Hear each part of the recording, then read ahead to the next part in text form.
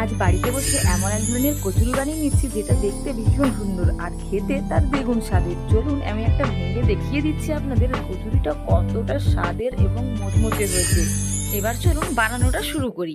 একটা থালার মধ্যে 400 গ্রাম মতো ময়দা নিলাম আর তাতে দিয়ে দিলাম স্বাদ মতো নুন ও 2 টেবিল চামচ ঘি। ঘিয়ের পরিমাণটা এতটাই দিতে হবে যে শুকনো ময়দাটা মুঠো করার সাথে সাথে সুন্দরভাবে মুঠো হয়ে যাবে। সবকিছুকে একসাথে খুব ভালোভাবে মিশিয়ে নেওয়ার পর অল্প অল্প জল দিয়ে একটা সুন্দর ডো বানিয়ে ফেললাম। এবার এই ডোয়ের উপর একটা চাপা দিয়ে কিছু সময়ের জন্য সরিয়ে রাখলাম আর অন্যদিকে একটা কড়া গরম করে তাতে কিছুটা তেল নিলাম। এবার তাতে দিলাম গোটা জিরা, গোটা ধনা, পানমৌরি, কালো সরষা এবং হালকা নাড়াচাড়া করে খুব ভালোভাবে ভেজে নিলাম। এবার দিয়ে দিচ্ছি কাঁচা লঙ্কার কুচি, কাঁচা পেঁয়াজের কুচি।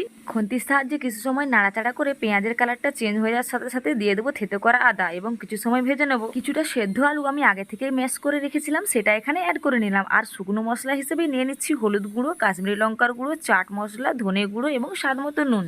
এবার সবকিছুকে খুব ভালোভাবে মিশিয়ে নিচ্ছি এবং আলুটা একটু ভাজা ভাজা করে নিচ্ছি। এবার নামানোর আগে কুচিয়ে রাখা ধনেপাতা দিয়ে মাখিয়ে নিলাম। এদিকে ময়দার ডোটা সুন্দর করে 5 ভাগে ভাগ করে নিলাম। একটা নেছি নেওয়ার পর সুন্দর করে রুটির মতো পাতলা করে বেলে নিলাম। রুটিটা কিন্তু পাতলা করেই বেলতে হবে। এই রুটির উপর রিফাইন তেল মাখিয়ে নিলাম এবং শুকনো ময়দা ছড়িয়ে নিলাম। এইভাবে রুটির একটা পাশ তুলে এইভাবে মুড়ে নিলাম আর অন্য পাশটাও ওই পাশের উপর চেপে মুড়ে দিলাম এবং আবারও কিছুটা রিফাইন তেল এবং ময়দা ছড়িয়ে নিলাম আর সমান করে এক পাশের উপর আরেক পাশ চাপিয়ে বেলনি কাঠের সাহায্যে হালকা একটু বেলে নিলাম দুই পাশ থেকেই। আর আলতো হাতে সুন্দর করে মুড়িয়ে নিলাম। ভেতরে যেন কোনো হাওয়া না থাকে সেদিকে লক্ষ্য রাখতে হবে। এবার একটা সুতোর সাহায্যে 2 ভাগে ভাগ করে নিলাম। একটা ভাগ সরিয়ে রেখে আর একটা ভাগ বেলনির সাহায্যে লুচি আকারে বেলে নিলাম এবং ভেতরে একটু আলুর পুর দিয়ে লুচির একটা পাশ তুলে বাঁ হাতে ধরে রাখলাম এবং ডান হাতের সাহায্যে এইভাবে মুড়াতে থাকলাম। আপনারা নিশ্চয়ই দেখতে পাচ্ছেন আমি কিভাবে লুচিটা মুড়িয়ে নিচ্ছি। পুটুলিটা সুন্দর তৈরি হয়ে যাওয়ার পর মাথার কাছে অল্প একটু কেটে বাদ দিয়ে হালকা করে চেপে দিয়েছি। একই পদ্ধতিতে সব কচুরিগুলো বানিয়ে নেওয়ার পর কড়াইতে বেশ কিছুটা পরিমাণ তেল হালকা করে গরম করে নেওয়ার পর কচুরিগুলো ছেড়ে লাল লাল করে হালকা আঁচেতেই ভেজে নেব। এবার তুলে নিলেই কচুরি একদম রেডি।